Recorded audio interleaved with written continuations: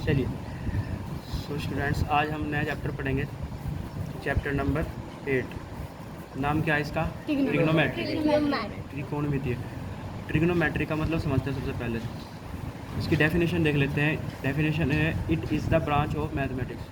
ये मैथमेटिक्स की एक अलग ब्रांच है। जैसे तुमने मैथमेटिक्स की और भी ब्रांच पढ़ी है, अलजेब्रा, इसमें वेरिएबल वगैरह चलते हैं, एक्स वाई पी क्यू। उसके अलावा आपने पढ़ी है अरिथमेटिक, जिसके अंदर आपने क्या किया, आपके पास नंबर्स वगैरह आते हैं, उन्हें मल्टीप्लाई डिवाइड वगैरह करना होता है।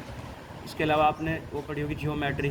जियोमेट्री के अंदर होता है क्या, ट्राइंगल, है ना, एंगल्स आते हैं, प्रकार वगैरह से बनाने पड़ते हैं कंपास से। तो क्या किसमें आ गया, जियोमेट्री के अंदर। उसमें बस फिगर्स आते हैं, उनकी स्टडी करनी पड़ती है, उनकी थ्योरम वगैरह देखनी होती है ना। पढ़ा ना आपने 9th क्लास में भी। उसके अलावा आपने पढ़ा मेंसुरेशन। मेंसुरेशन में क्या होता है, जो भी आपके पास फिगर्स होते हैं, डायग्राम, रेक्टेंगल, ट्राइंगल या जो भी होता है पैराग्राम, उनके आप एरिया वॉल्यूम पढ़ते हो। एरिया निकालना, वॉल्यूम, वो मेंसुरेशन के अंदर आता है। ठीक है। फिर स्टेटिस्टिक्स भी पढ़ रखी है आपने। उसके अंदर डेटा को हम हैंडल करते हैं, मीन निकालते हैं, मोड निकालते हैं, मीडियन। तो अलग अलग तरह के आपने मैथ्स के अंदर स्टडी कर रखी है। तो मैथ्स को भी कई पार्ट में बांट रखा है ना। और सबका अपना अपना एक रोल है अलग अलग। तो आपका ये होगा कि सारे के सारे आपने अब तक ब्रांच देख रखी है कहीं ना कहीं, अब तक जितनी क्लास आपने पढ़ ली। लेकिन इस वाली ब्रांच से आप अभी तक अनअवेयर हो, इसके बारे में आपको जानकारी बिल्कुल भी नहीं है। इसलिए इसका थोड़ा सा अवसर रहता है दिमाग में कि पता नहीं कैसी ब्रांच होगी ये वाली। बट ऐसा कुछ नहीं है, ये ब्रांच बहुत आसान है और बहुत ज़्यादा यूज़फुल है। आगे की तुम जो भी क्लास लोगे 11th में, 12th में फिजिक्स भी पढ़ोगे, वहाँ पर भी ट्रिग्नोमेट्री का पूरा यूज़ होगा। इसलिए ट्रिग्नोमेट्री को समझना बहुत ज़्यादा ज़रूरी है अगर मैथ्स को तुम्हें संभालना है, अपने अच्छे करना है। ठीक है। और दिमाग से एक बात निकाल दो कि ये टफ़ है। बच्चे देखते हैं कि साइन कोस वगैरह देख के डरते हैं कि पता नहीं क्या है, कहाँ से आ गए इतने बड़े बड़े लेटर सब के। जबकि कुछ नहीं है, ऐसे छोटा सा कॉन्सेप्ट है, तो समझोगे आप आराम से सारे क्वेश्चन कर लोगे। अभी चलो देखते हैं डेफिनेशन क्या कह रही है। It is the branch of mathematics. ये मैथमेटिक्स की ब्रांच है जो क्या करती है, that provide relation between sides and angle of triangle. ये क्या करती है, फोकस ये क्या करती है, एक रिलेशन देती है हमें किसका, साइड्स का एंड एंगल का। ठीक है, साइड्स का एंड एंगल्स का, ट्राइंगल का। तो देखिए कोई भी ट्राइंगल हो, कोई भी नहीं, देखिए हम इसके अंदर जो मेन ट्राइंगल होता है जिसके अंदर जो ट्रिग्नोमेट्री काम करेगी वो है राइट एंगल ट्राइंगल। आपको दिमाग में डालना है, सिर्फ राइट एंगल ट्राइंगल के लिए बात होगी, 90 डिग्री वाले ट्राइंगल के लिए बात होगी सिर्फ। देखो 90 डिग्री का ट्राइंगल 90 डिग्री का है, समझ लीजिएगा। अब 90 डिग्री का ट्राइंगल ये भी है, 90 डिग्री का ट्राइंगल इधर को बना दूंगा तो ये भी बन जाएगा। अब ये ही चक्कर है, आपको अलग अलग रोटेशन पे ट्राइंगल दिख जाएंगे। जैसे कि मैं ऐसे भी तो बना सकता हूँ, तो ये बना सकता है, लेकिन यहाँ पे 90 बनेगा। तो आपको देखना है 90 डिग्री कहाँ बन रहा है, ये बहुत इंपॉर्टेंट है। तो सबसे पहले समझ आया क्या है, ये मैथमेटिक्स की ब्रांच है जो हमें एक रिलेशन देती है साइड का और एंगल के बीच में। समझते रखो, जैसे कि क्या है, ट्रायंगल का एंगल, ये भी क्या है, एंगल, ये भी एंगल है। ये क्या है, इसकी साइड, ये भी साइड, ये भी साइड। तो साइड और एंगल के बीच का रिलेशन है। अभी धीरे धीरे समझ आएगी बात। सबसे पहले मैं आपको एक बात बताता हूँ, आपको समझना होगा एंगल, एक्यूट एंगल। क्या एक्यूट एंगल क्या होता है, इसको देखो। एक्यूट एंगल एक ऐसा एंगल है which angle less than 90 degree, है ना, ऐसा एंगल। सबसे पहले आपको समझना होगा, एंगल को एक नोटेशन होता है, एक सिंबल होता है, उससे शो करते हैं। एंगल को दिखाने के लिए इस चैप्टर के अंदर हमें ऐसा साइन बनाना पड़ेगा, कुछ ऐसा, देख लीजिएगा। इसको बोलते हैं थीटा। क्या बोलते हैं, थीटा बोलते हैं। ये क्या दिखाता है, एंगल को। जैसे 90 डिग्री, 45 डिग्री, 30 डिग्री, जो भी एंगल होगा ना, मान लो 30 डिग्री है तो आप थीटा के इक्वल्स में 30 डिग्री लिख दोगे। 45 है तो थीटा के इक्वल्स में 45 डिग्री लिख देगा। ठीक है। तो आप कहें सर जो ये एंगल है इसका नाम आपने एक्यूट एंगल क्यों दिया है, एंगल तो और भी बहुत सारे हैं। एक्यूट एंगल समझिए पहले, एक्यूट एंगल जो होता है उसको लिखते हैं हम थीटा से शो करते हैं। क्या मतलब है, एंगल जो क्या होता है, एंगल क्या होता है, लेस देन 90 डिग्री। अब समझिए एक्यूट एंगल जिसको हिंदी में बोलते हैं न्यून कोण। पढ़ा होगा आपने बचपन में, ऐसा एंगल जो 90 डिग्री से कम होता है उसको एक्यूट एंगल बोलते हैं। जो 90 डिग्री का होता है उसको राइट एंगल ही बोलते हैं। और राइट 90 से ऊपर होता है ऑब्ट्यूस एंगल होता है। फिर ये 180 डिग्री को स्ट्रेट एंगल बोलते हैं। फिर रिफ्लेक्स एंगल होता है 180 से 360 के बीच, और 360 पे जाके कंप्लीट हो जाता है। ये पता है आपको। बस आपको फ़िलहाल यही ध्यान रखना है कि थीटा का मतलब 90 से लेस, ठीक है, और एक्यूट एंगल।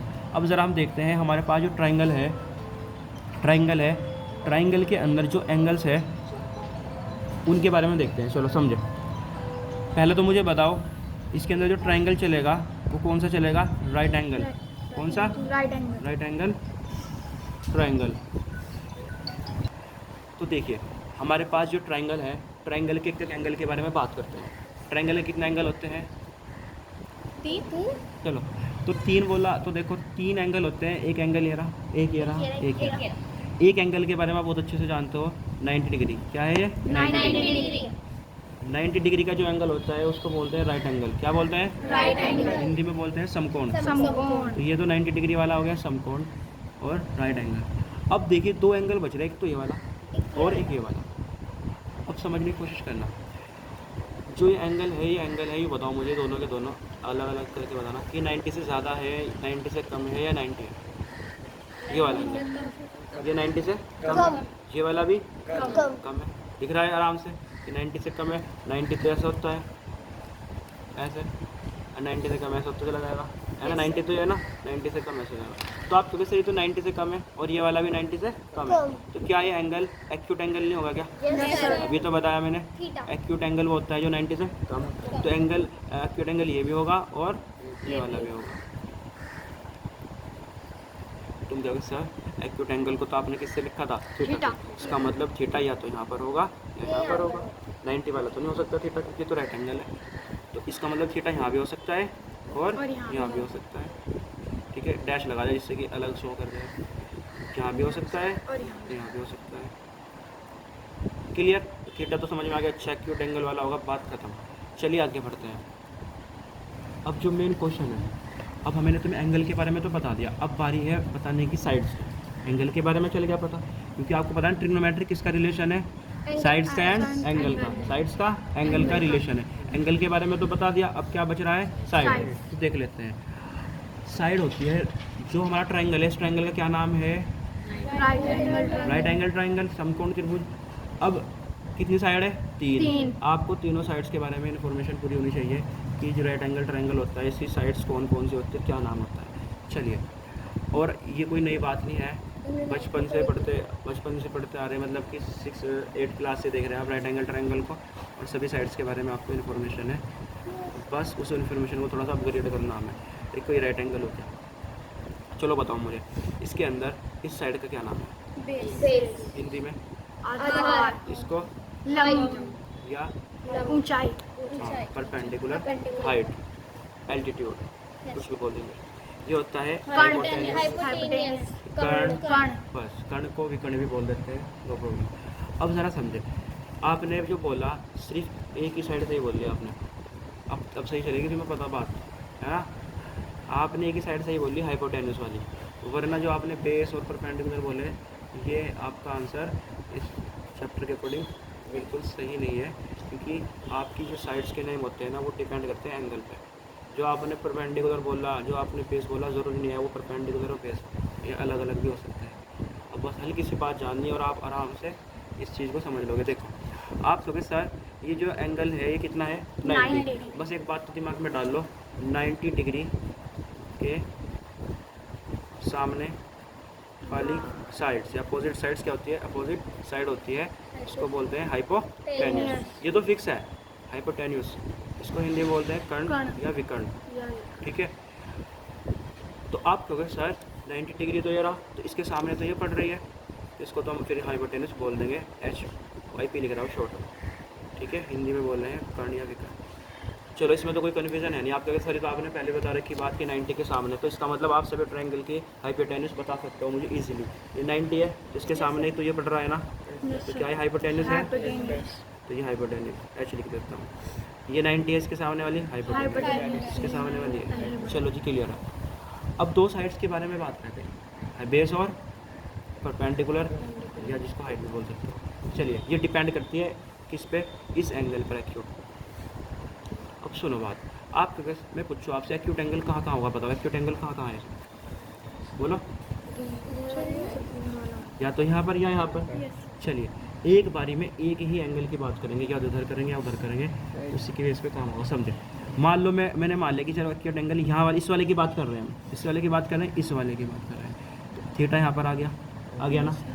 अब समझे परपेंडिकुलर का मतलब क्या होता है, हाइट का मतलब क्या होता है, ऊंचाई का मतलब क्या होता है। एक्यूट एंगल के सामने वाली साइड, एक्यूट एंगल के सामने वाली साइड को बोलेंगे हम परपेंडिकुलर, ये जिसको हम बोल सकते हैं हाइट, ऊंचाई या लंब, ऊंचाई या लंब। क्लियर है। अब सुनिए, एक्यूट एंगल के जो उसके पड़ोस में जो साइड जा रही है, तो हाइपोटेन्यूस के साथ होगा हमेशा, और हाइपोटेन्यूस का नाम तो हाइपोटेन्यूस ही है। उसके साइड में जो बराबर में जो साइड जा रही है, क्या कह सकते हो आप, परपेंडिकुलर को छोड़कर, परपेंडिकुलर तो हो गया, इसे छोड़ के जो साइड बचेगी उसका नाम हो जाएगा बेस। क्या नाम हो जाएगा, बेस या आधार। चलिए आपके वैसे ठीक, तो मतलब यही परपेंडिकुलर बोलते हैं हम, तो यही बेस बोल देते हैं। क्या फ़र्क आया इस चीज़ का, चलो फ़र्क आया नहीं अभी, बट अब आ जाएगा, देखो अब आ जाएगा फ़र्क भी। देखो अगर मैं एक्यूट एंगल को इधर ले लेता तो समझे, एक्यूट एंगल को इधर ले लेता तो अब समझे, देखो ये तो 90 हो गया, 90 के सामने क्या होती है, हाइपोटेन्यूस। ये क्या है, एक्यूट एंगल, एक्यूट एंगल के सामने क्या होता है, परपेंडिकुलर। तो इस बार परपेंडिकुलर का काम ये करेगा भाई, ये करेगा परपेंडिकुलर का काम, बताओ। और जो बची अब ये क्या हो जाएगी, बेस। बताओ बात समझ आई। तो बेस बन गया, जो यू दिख रहा है आपको, हमेशा से सोचते हो ना बेस बस ये है नीचे वाला ना, एक्यूट एंगल पे डिपेंड कर रहा है। एक्यूट एंगल के सामने वाली हमेशा परपेंडिकुलर, इसको दिमाग में डाल लो, थीटा के सामने वाली परपेंडिकुलर, लंब बात खत्म। उसके अलावा हाइपोटेन्यूस तुम्हें पता ही 90 के सामने हो जाएगी, जो बचेगी वही क्या हो जाएगा, बेस। इतना सब बेसिक तुम्हें जानना था, समझ आई बात। चलिए इसी के बेस पे मैं ट्रिग्नोमेट्री को आगे बढ़ाऊंगा, सारे फॉर्मूले इसी से आप आराम से लर्न कर लोगे। तो सुनिए, अब जो इसमें इम्पोर्टेंट पार्ट है, जो आगे आपको पढ़ना है, जिसके बेस पे आप जो डेफिनेशन बताई थी आपने, उसको भी हम इसी में हम सेटिस्फाई करेंगे। त्रिकोणमितीय अनुपात। भाई समझिए बात, मैंने क्या बताया, ट्रिग्नोमेट्री क्या है, राइट एंगल ट्रायंगल जो होगा उसकी साइड और उसके एंगल के बीच का एक रिलेशन है। तो अभी समझ नहीं आ रहा क्या रिलेशन की बात कर रहे हो, क्या संबंध है वो, कुछ समझ नहीं आ रहा। तो समझिए, इस रिलेशन को देने के लिए, समझाने के लिए यहाँ पर आएगा ट्रिग्नोमेट्रिक रेशो। ना आपको सोचना, नाम समझ लो भाई, कोई ट्रिग्नोमेट्रिक रेशो नाम है, त्रिकोणमितीय अनुपात, ठीक है, एक नाम है। ये ट्रिग्नोमेट्रिक जो रेशो होते हैं, ये होते हैं 6। कितने होते हैं, 6। तो ये 6 रेशो है, इनके बारे में आपको समझना होगा। तो समझिए, पहला जो इसका रेशो है उसका नाम है साइन, SIN, साइन। इसको सिन मत पढ़ना, साइन होता है, ठीक है, साइन। दूसरा जो ट्रिग्नोमेट्रिक रेशो है उसका नाम है कोस। क्या है, कोस, ठीक है। तीसरा जो ट्रिग्नोमेट्रिक रेशो है उसका नाम है टेन। फिर है आपका, चलो मैं ऐसे लिख देता हूँ, पहला हो गया साइन, फिर एक होता है कोस, फिर टेन, और फिर कोट। क्या होता है, कोट, और फिर सेक, एंड देन कोसेक। ये 6 ट्रिग्नोमेट्रिक रेशो है। क्लियर है बात। आपको सर ये नाम दिया आपने, ठीक है, हम पढ़ लेंगे इसको, तो पढ़ लेते हैं एक बार।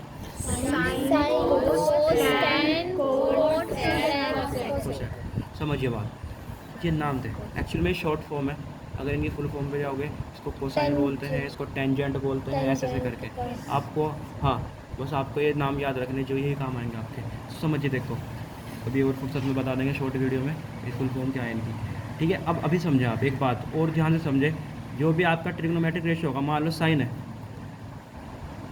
रिलेट करके बता रहा हूँ मैं, देखो आपके सामने कोई भी अगर ट्रिग्नोमेट्रिक रेशो आएगा तो समझिए, ट्रिग्नोमेट्रिक रेशो बिना एंगल के एग्जिस्ट नहीं करता। जब तक तुम उसके सामने एंगल नहीं लगाने का ना, थीटा बोले तो कोई भी एक्यूट एंगल 90 से कम, 90 से कम कितने सारे एंगल हो सकते हैं, बहुत सारे एंगल है ना, 90 से कम तो बहुत एंगल है, उन वो सारे एंगल यहाँ आने चाहिए। देखो एक्चुअल में एक्यूट एंगल ही नहीं होता, जो राइट एंगल ट्रायंगल उसमें एक्यूट एंगल की बात होगी, ठीक है। लेकिन तुम आगे पढ़ोगे ना तो साइन के साथ एक्यूट से भी ऊपर जाएंगे एंगल, 11th क्लास में 12th में ना, वो कॉन्सेप्ट सारा अलग है, ठीक है। हम बात करते हैं, देखो साइन के साथ हमेशा एक एंगल चाहिए, जैसे कि सपोज करो साइन 30 डिग्री, साइन 45 डिग्री, ऐसे करके। मतलब कहने की बात, मैं तुम्हें मुद्दे की बात ही बता रहा हूँ, साइन अपने नाम में ये कुछ नहीं है, कभी साइन लिख दो ये कुछ नहीं है, तो इंग्लिश का सीन हो गया बस, जब तक तुम एंगल नहीं देने के, फिलहाल तो सीन इंग्लिश का, इसका मीनिंग पाप होता है, ठीक है। इसके साथ तुम्हें एंगल देना पड़ेगा साइन 45, साइन 60, ऐसे करके तभी जाके ट्रिग्नोमेट्री में बनेगा ये। क्या समझे कि सर जितने भी आपने यहाँ पे लिखे ना, इनके सामने में एंगल लिखना पड़ेगा कुछ ना कुछ, बस बात खत्म। इतनी सी बात मैंने बताई है, समझ आई?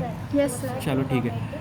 तो इनके साथ एंगल आएगा, अब कोई सा भी एंगल आ सकता है, इसलिए मैंने क्या लिख दिया यहाँ पर, थीटा। थीटा का मतलब एनी एक्यूट एंगल, कोई भी आ सकता है यहाँ पर। चलिए अब समझे बात को जो मैं बता रहा हूँ। सबसे पहले अब मैं जो बताऊँगा आपको, ट्रिग्नोमेट्रिक रेशियो बता दिया मैंने।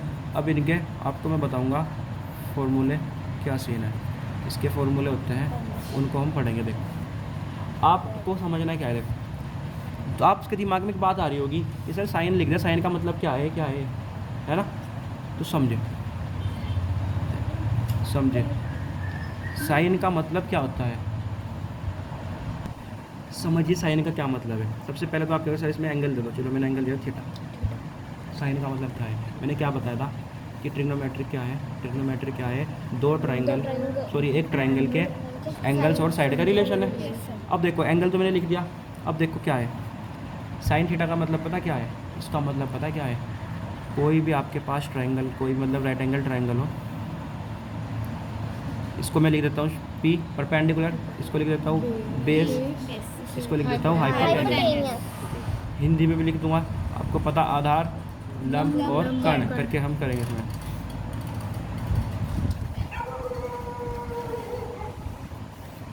चलिए देखो साइन का मतलब पता क्या है, राइट एंगल ट्रायंगल का परपेंडिकुलर और हाइपोटेन्यूस, इन दोनों साइड का भी रेशो है। परपेंडिकुलर और हाइपोटेन्यूस को अगर आप रेशो में डाल दो तो ये बन जाता है साइन थीटा। तो साइन थीटा क्या है, परपेंडिकुलर हाइपोटेन्यूस का क्या है, एक रेशो। चलिए अब आप कहोगे सर जी कोस थीटा की बात बताओ। कोस थीटा क्या है, बेस